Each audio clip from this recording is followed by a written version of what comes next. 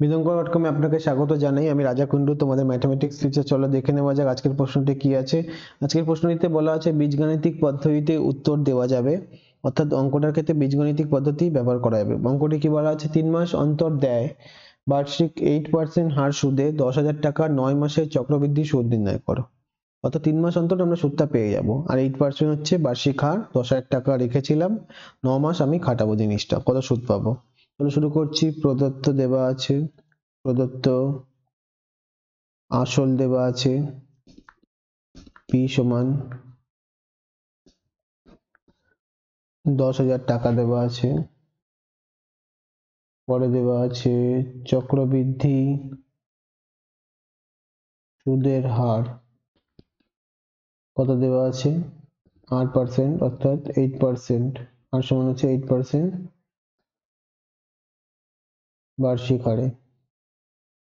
আর সময় কত দেওয়া আছে, সময় দেওয়া আছে নাম্বার অফ ইয়ার্স মানে n বছর বা n মাস।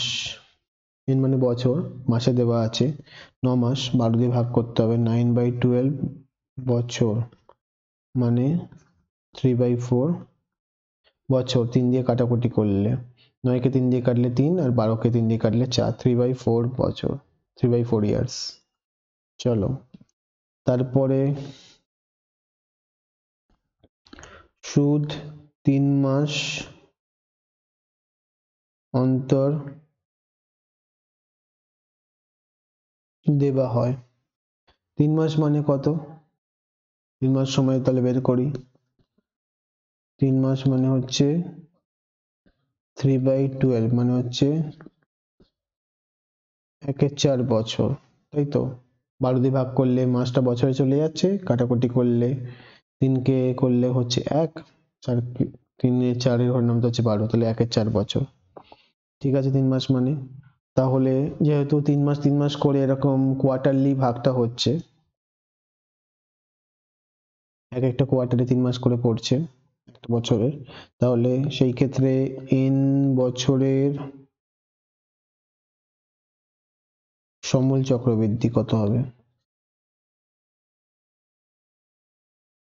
চক্রবৃদ্ধি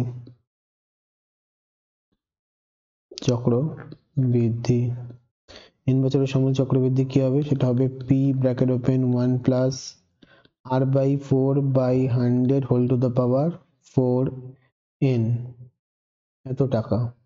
এখানে ক্ষেত্রে r/4 করেছি কারণ প্রতি 3 মাস অন্তর দিচ্ছে, তাহলে মানে 1/4 বছরে দিচ্ছে। আর এখানে 4 into n করেছি কারণ 3 মাস করে 4 ভাগে হচ্ছে। তাহলে p এর মান বসাতে হবে এখানে। p এর মান হচ্ছে 10,000, 1 প্লাস r এর মান 8/4 ভাগ 100, 4 into n এর মান হচ্ছে 3/4। তাহলে 10,000, 1 প্লাস 8 আর 4 এর কাটাকুটি করলে 2 হবে, তাহলে উপরে থাকছে 2, নিচে থাকছে 100, আর 4 আর n এর কাটাকুটি করছি, এটা হচ্ছে 2, 4 এর কাটাকুটি করছি, 3 থেকে যাচ্ছে, 3 থাকছে। তাহলে 10,000 যোগ 100 যোগ 2 ভাগ 100 হোল কিউব। তাহলে 10,000 102 ভাগ 100 তার হোল কিউব। হোল কিউব মানে 3 বার গুণ, 3 বার গুণ দেখিয়ে দিই তাহলে।